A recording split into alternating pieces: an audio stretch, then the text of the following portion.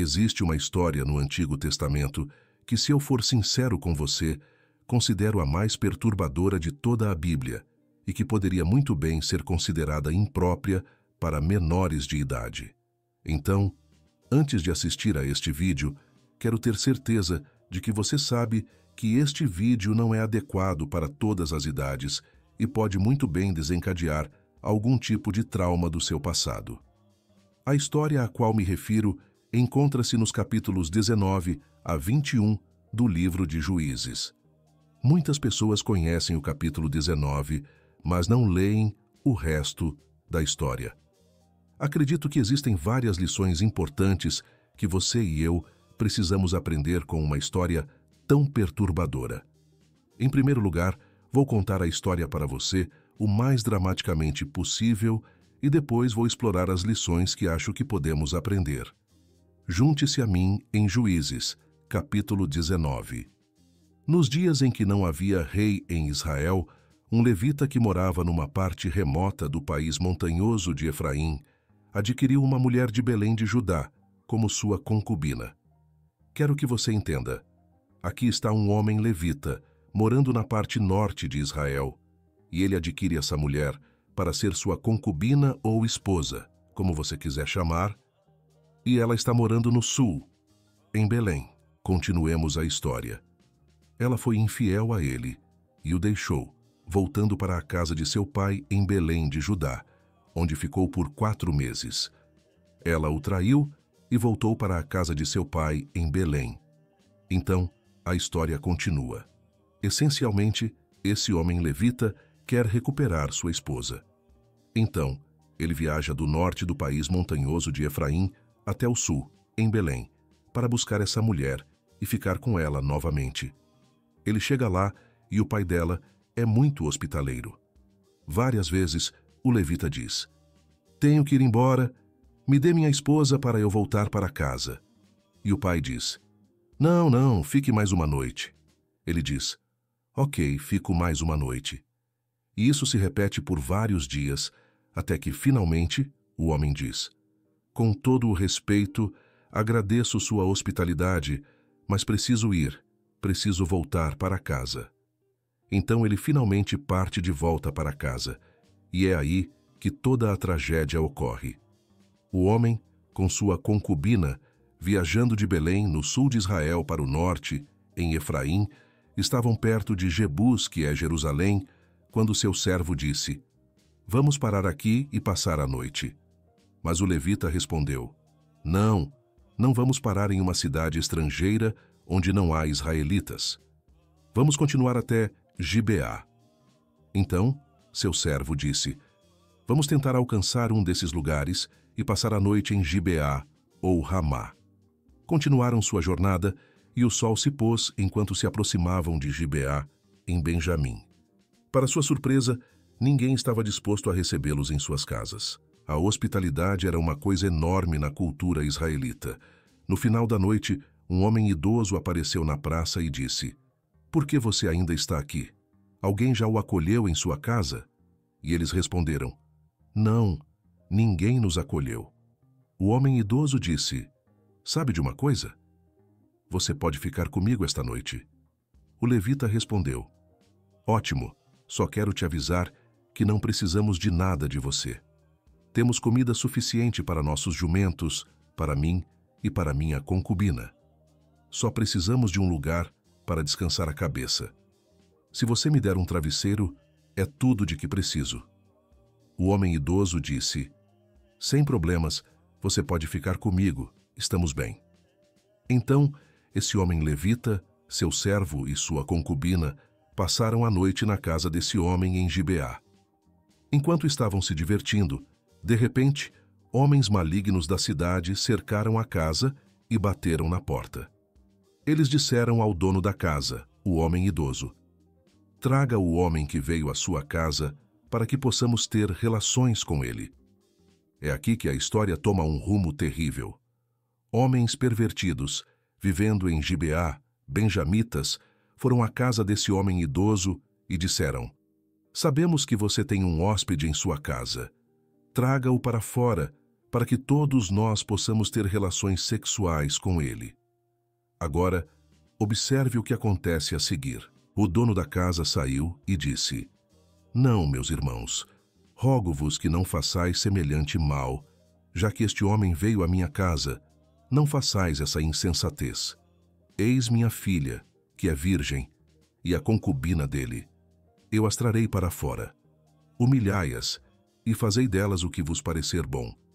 Mas a este homem não façais semelhante loucura.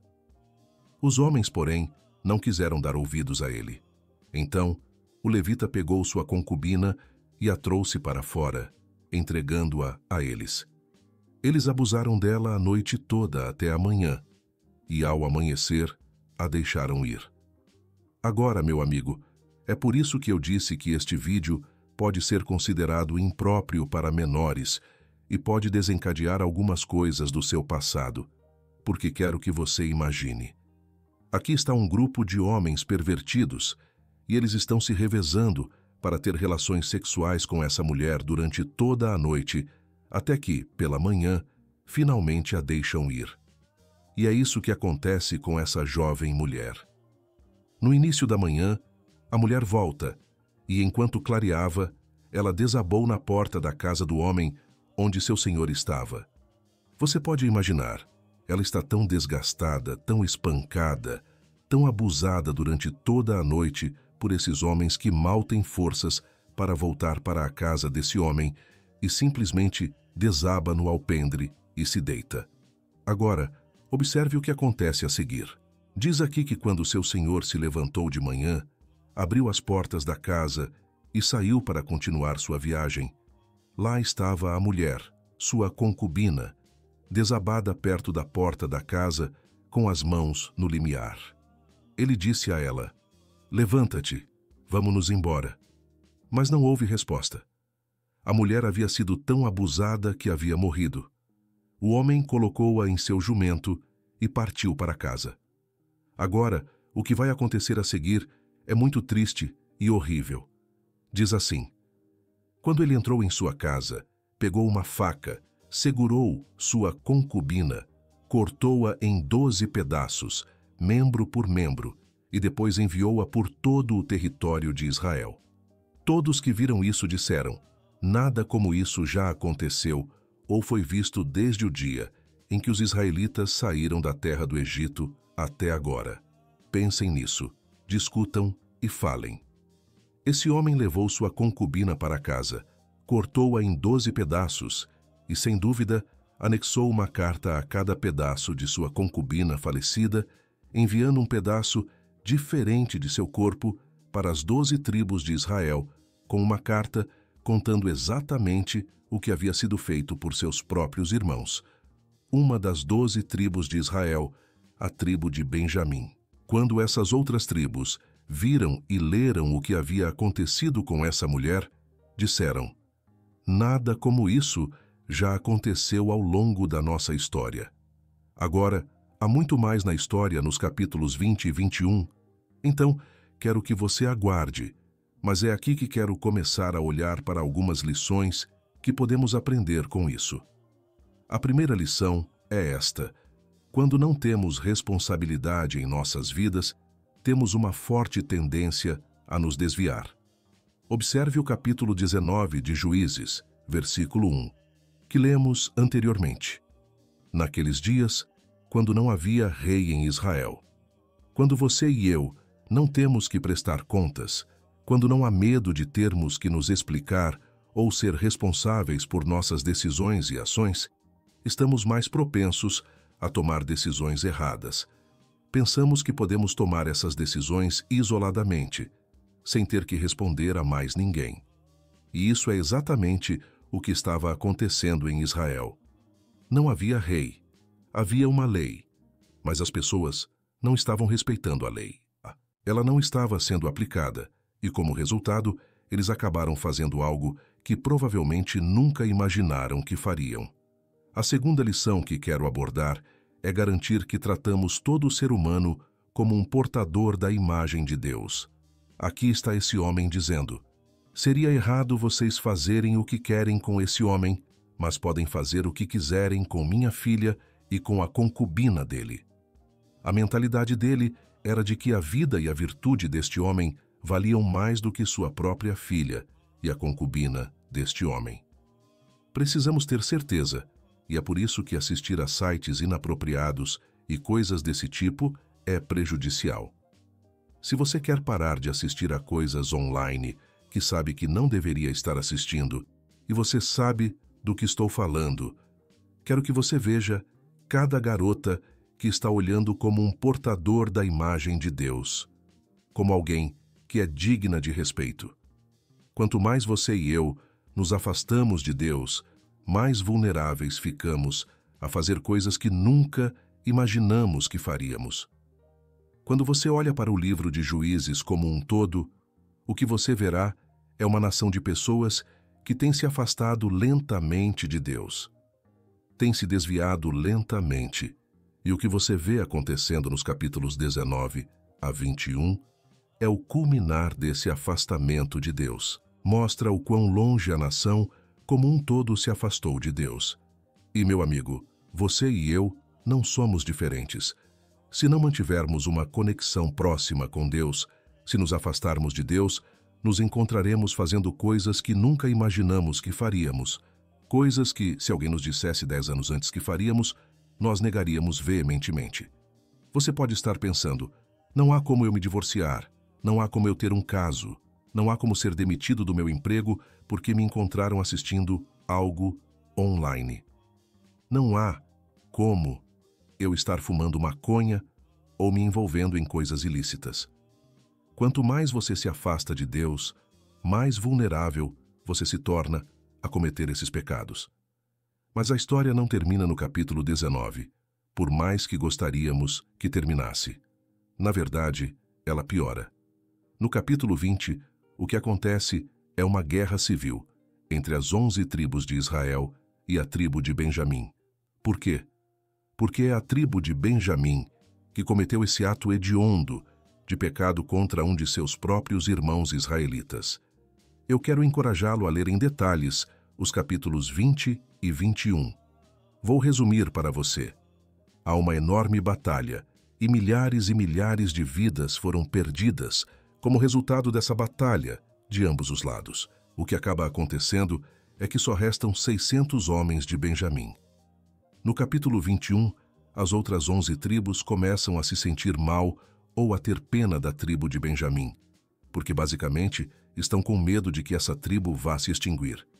Há 600 homens vivos, mas não há mulheres de Benjamim para eles se casarem e procriarem. Agora, eles têm outro problema. Estão preocupados que uma de suas 12 tribos de Israel vá se extinguir. Isso leva à quarta lição. Cada decisão ruim que tomamos tem consequências que não podemos escolher.